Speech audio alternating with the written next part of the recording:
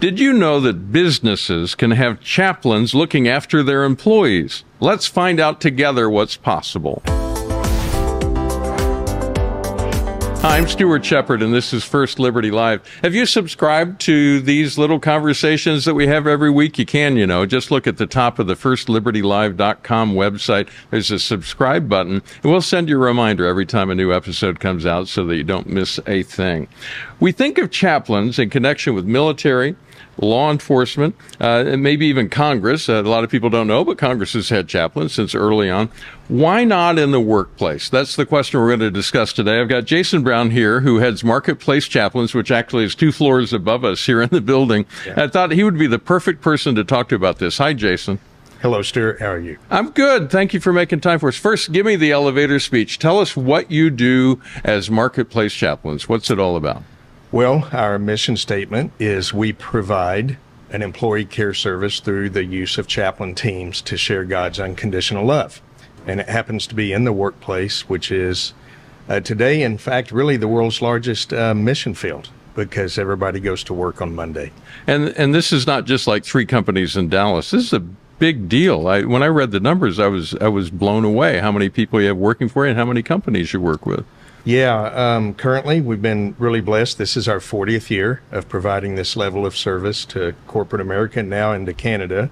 We've influenced other countries, but today we have a little over 2,200 chaplains, male, female, ethnically diverse. Our chaplains speak 37 different languages to be able to relate to today's employees and workforce. Yeah. 1,652 companies, which represent, Stuart, about 6,000 locations.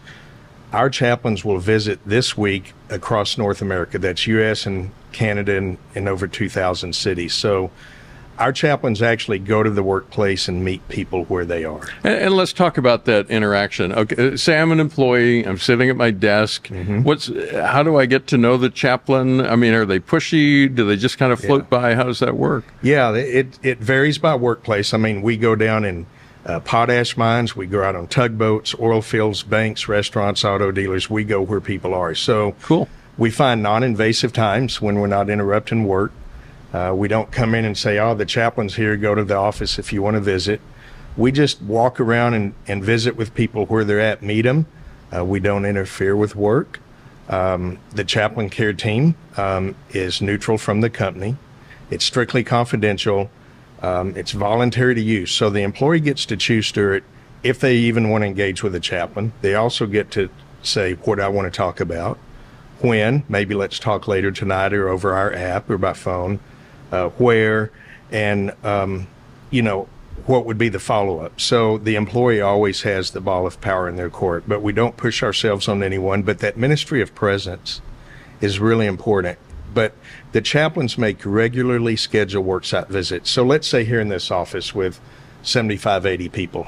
You have some of our chaplains that actually they come by. Chaplain, your employee. So Chaplain Jed, he comes, I think, Tuesday morning, but he comes every Tuesday morning. And I tell him to buzz off every time. Yeah, Jed, he's an old Marine chaplain. Yeah. And then Chaplain Cindy, or who's the female chaplain for? I've met her, but I don't know her name. Okay, well, this is a good point. Yeah. Male chaplains work with males and female chaplains work with females. But every Tuesday morning, the guys here at the First Liberty offices know Chaplain Jed's coming by. Yeah. If I'm busy, he's not going to interrupt. If I'm on the phone, he's not, but he's going to wave, and I know he's there, and I might say, hey, Jed, by the way, could you pray about this? Or my grandmother is in a nursing home in Scottsdale, Arizona, and she failed this weekend. Now, they said she's okay, but I'm worried about her. Well, you know what Jed's going to do? He's going to call one of our female chaplains out in Arizona and say, hey, we've got a First Liberty employee. His grandmother's in this senior living community. Could you go visit her? Yeah. Within a couple hours, we'll have gone and checked on that employee's grandmother. So that's the reach and why having that many chaplains is so important. And I was teasing a minute ago. I want to affirm that the way it works in our workplace is exactly what you described. It's just hey, just checking in, everything going all right? And it's up to us to determine how much we want to engage and how much and that's what makes it work, right? Because it's really a relationship that's built over time. It takes time to build that trust, but then there's the opportunity when hard times hit to have someone there who cares. Well, that's true. We have stories all the time. Just one last week, a female chaplain wrote in and said, I'd been going to this company for 9 years, And this one female employee from the get-go said, "Don't look at me, don't talk to me, I don't need you, I don't know why they have us." Well, about 3 weeks ago, there was a crisis, and guess who the employee reached out to? It's that female chaplain that had gone and at least made a presence. You know, and those crisis situations, unfortunately, bring about some more connections. But crises are probably about 15% of what we do, Stuart. Most of it is, and this is what we want, this is why developing those relationships are important, is it's personal. You know Chaplain Jed. Mm-hmm. It's not an 800 number. It's not some website. You know somebody, right? That's trustworthy. He's reliable. And it's confidential. But, you know, before somebody decides to just walk off the job, before they start with suicide ideation and writing their suicide note, before they steal from the company, before they start abusing someone, before anything, those problems started 6 months or a year back down the road. So early on, when there's an issue or a problem, or in today's society, we see a lot of isolation, depression, and anxiety. And people are like, I just know something's not right, but I can't put my finger on it. If you have an outlet to talk to and someone to bring some resources and support and just walk with you through an issue and be able to simply just voice it, you know, that solves a lot of things. So really, we try to be proactive in helping people before issues turn into crises. How did all this get started? You say it's been around 40 years? Well, our founder, Gil Strickland, worked for Billy Graham in the 60s. Yeah. He retired from the Air Force and Army as a chaplain. So in the early 80s, he simply said, you know, I wonder if what we did for our servicemen and women on the front lines, if that would work in America and the workplaces of America. So for 3 years, he went around and told people about his idea, and they would say, "Well, that sounds pretty good. Who else is doing it?" He said, "Well, no one. I want you to be the first." And they went, "Oh, no, not me." And so finally, a businessman in Carrollton, he owned the Foster Grant Sunglass Company, said, "I've been praying, and this is exactly what we need. I've got a single mom who has a teenage daughter. She's going through all kinds of problems. I have 2 sales guys going through divorce. I'm trying to run the company. Why don't you come try it? I'll be your first person." So that was 1984, Ed Bonneau at the Foster Grant Sunglass Company. Wow. And then it grew. Of course, Gil had to hire more chaplains, and then females, always wanted the female to female thing. And then as we got into poultry plants and food processing, you had such a large majority of the employee population. They may have been bilingual, but their heart language is in a different language. And then because we take care of the family members at no charge, they may not be bilingual. Right. So the issue or problem, the employee that's coming to work that day may be an actual family problem, which we need to go and work with the families. Unfortunately, in today's employee dynamics in the workforce, there's so many plants and manufacturing that are having to bring people in from overseas that are not bilingual. Therefore, while we have to translate and have mature chaplains in 37 languages just to be able to communicate. This is the kind of thing I'm sure you regularly have people come up to you and say, "Oh no, you actually can't do what you're talking about. That surely can't be allowed." What's your response to them? What do you say? Yeah, interestingly enough, this is my 22nd year with Marketplace. I came out of corporate America, and we like most of our chaplains to have real workplace experience, to understand and be able to communicate with people in an office or on a loading dock or in a freezer, right? They know what it's like. I got that more 20 years ago and 15 years ago. I think we've done a good job educating the public through SHRM and other HR areas, and we have so many companies, public and private, that people are, it's not like, "Oh, I've never heard of that, you can't do it." It's more like, "Oh yeah, I've heard of that," and then we can name off 5 companies in their industry. So, wow, if these name brand bell cow companies are doing it, it must be okay. You know, here's the thing, the last part of the foundations of what we do, besides being neutral from the company, strictly confidential except if a law is being broken, voluntary to use, but available to everyone. Yeah. We focus on the commonalities, not the differences. So a rebellious teenager, problems with my spouse, financial stress, sandwich generation, I've got care of aging parents, I'm trying to get them into a senior living community, job problem at work. That's not atheist, Methodist, or Muslim. That's just a problem. It's real life. It's real life, and people need help.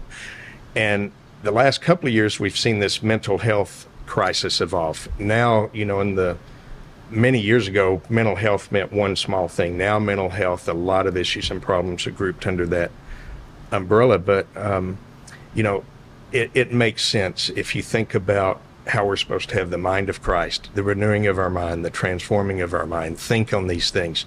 Jesus spoke in parables, which were a spiritual truth to help us. So you can't separate, the spiritual from the emotional, from the biological. Just like you can't separate your Saturday family life from your Sunday church life from your Monday work life. Yeah. It's all integrated. And even people of different faiths appreciate the chaplain coming by and checking on them. They'll ask them to pray for them. They'll ask them to attend a baby shower or a ceremony or something. So here's the rarest thing. This is the best way I can put my hands around it. We have more communication than ever, right? But less relationships. 80% of the people do not have a regular affiliation with a pastor, priest, or rabbi. And if they do, they rarely go to them with personal problems until it's a bad problem. Yeah. But a workplace chaplain simply says, I'm here for you, Stuart. My time is your time. I'm a safe place. What you tell me is confidential, and it's not going anywhere, and I'll do anything I can to help you. That's pretty rare today. And very appealing, frankly, to the human heart. I mean, it's something that inside each of us that needs that person in our lives. Yeah, yeah.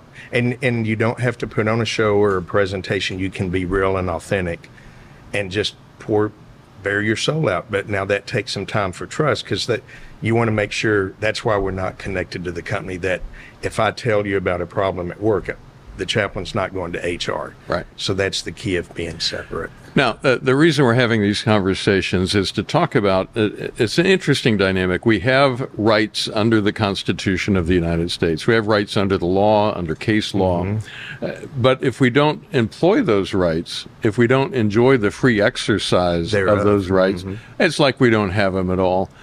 Explain to me the legal framework for this. Why is this okay in the workplace? What makes this appropriate and proper under the law? Well, first off, you mentioned early on people saying, you can't do that. And then we know neophytes will throw in, the separation of church of state. Always. It's not in the Constitution or Bill of Rights. Well, number one, we're not the church, and your company is not the state, if you want to go down that road. Secondly, it's voluntary to use. We're not forcing a conversation on everyone. Actually, the ACLU investigated and did a story on us like 18, 20 years ago, and the president said, hey, we find nothing wrong, because the employer is simply saying, take it or leave it. If you want to use the service, there's no positive benefit for you on getting increased job, a raise, or another position. But on the other side, if you choose not to, there's no adverse mark against you for not using it. So the employer's just saying, it's here and available, and we think that's laudable. Yeah. But people know that people come before profits. Everybody says customer first, but who delivers the value of your service or product to your company's customers? It's your employees. Even Richard Branson says you have to take care of your people first. And HR departments, they're bogged down in compliance issues. There's probably a lot of people that go tell HR leaders things the HR person said, I wish you wouldn't have told me that, or I'm not equipped to deal with that. Right. Company owners that may be Christians or something say, well, I'm the chaplain, we ought to take care of it ourselves. As good of a person as you are and a good of a listening ear and an open door you have, you're still the boss. And so there's just some things that people want surfaced to someone except a chaplain. And as you mentioned, the U.S. Congress, Margaret Groom Kibben is the congressional chaplain, military, baseball teams, sports teams, and now hundreds and hundreds of companies. It's becoming more and more acceptable. We don't have to do cold call marketing. They're calling us because people need help. Last year, we know we helped avert, Stuart, about 350 suicides in the workplace. What kind of training does your team go through to get them set up for this? They don't go in cold. No. Very rigorous. Before even training, it's the hiring process, which we're always needing chaplains because we're growing. There may be, if you had 80 people here in Dallas, you may say have a little office in Hume, Virginia with 3. Well, you want to take care of them like the ones here, so we have to find a chaplain in Hume, maybe a female, to visit them. So we identify, recruit, hire, and then train, but the hiring is very rigorous. Have to be mature spiritually, have to have a calling to workplace ministry, have to have worked in the workplace to understand it, ascribe to our articles of faith and standards of conduct, 3 personal interviews, credit checks, driving record checks, because we know companies are saying, hey, I'm opening my door for your people to come in. And that's a big responsibility. So we have to make sure our chaplains are who they say they are. They've been long-term residents in the community. We don't change out chaplains because those long-term relationships are the key to the high usage, which is what we want because we're a ministry first. And then the training. So you take all that, you have a heart for people. You have to love people. You probably listen 4 times more than you speak as a chaplain. But then our training is both online and in person, and then there's coaching and ride-alongs. Then we have continuing education every month because the workplace is changing constantly. We're always having to update new things that are coming to the forefront that the chaplains are finding on the front lines. But our training, we have an academy, our Office of the Chaplains. Our Chief of Chaplains was a Brigadier General in the Air Force at the Pentagon. Our Deputy Chief in charge of training wrote all of the PTSD and mental health and chaplaincy guidelines for SOCOM, the Special Ops Command in the Pentagon, and was the chaplain to the Joint Chiefs of Staff. So that, with our 40 years of scenarios and all of that built, we boiled that down into training to take people who are qualified and called and prepare them to go out on the front lines. And what I'm hearing is, and correct me if I'm wrong, but I think this is what you're saying, they're not going into this to press their faith, to push their faith onto the employees. What they're doing is operating from a position of faith and demonstrating what faith does. I mean, they're living out the faith in the way that they approach people. Am I getting close? You're absolutely right. You know, probably what we say on the front end marketing, and then as well when we do the introductory meeting of the chaplain team to the employees, is here are the things your chaplain team won't do. We won't preach. We won't proselytize or promote a church. We will not judge individual conduct or lifestyle. We're neutral. We're not going to represent you to the company or vice versa. It's strictly confidential except for laws being broken or life is in jeopardy. And we won't accept a gift or a gratuity, and it's available to anyone, including anyone in your family members. So we set the parameters up of why we're there. Unconditional love, meeting people where they are, listening to their needs. If we can't fulfill the need or have a resource, we'll seek to provide help from the community or maybe of their faith tradition if it's needed in a ceremony. But that doesn't even happen anymore. There's very few people out doing what we do. Even in the senior living community, we serve over 400 senior living communities, care for the caregiver, care for the residents and patients who are displaced from their family and have no one to check on them. And the local clergy is very busy and they don't come like they used to. You've hinted at quite a few stories along the way, but I just wanted to ask as a question, is there a story or two that illustrates how this works in real life so that people can get a full picture of the impact of this on people's lives? Yeah, I get to see a few of them and hear of a few. Let me give you a story of how it impacted my life. I was about 4 years into Marketplace. My sister's 2 years younger. She was 42 at the time. Her husband, Matt, was 44. They had 2 kids, 8 and 6.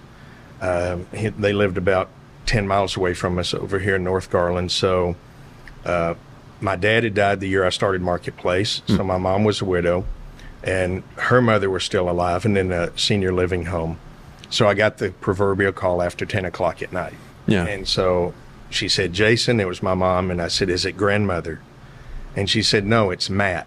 And I go, what? She goes, I don't know if he's going to make it. They've rushed him to the hospital. Jennifer rode in the ambulance. The neighbor's there. The boys are asleep upstairs. So I got dressed, told Cindy, my wife. I drove over there. By that time, the police had brought Jennifer back home, and Matt had passed. He died in his sleep. Wow. About 10 that night from a rare heart disease. And the boys had still remained asleep. Wow. So my sister, myself, and my mom had to stay awake all night, number one, to call his family, who were in New York. And then when the boys came down the stairs at 7 that morning, we had to tell them their dad was gone. And so I called my people at work at the office and told them what had happened. That's just heartbreaking. About 40 minutes later, I heard a knock on the door.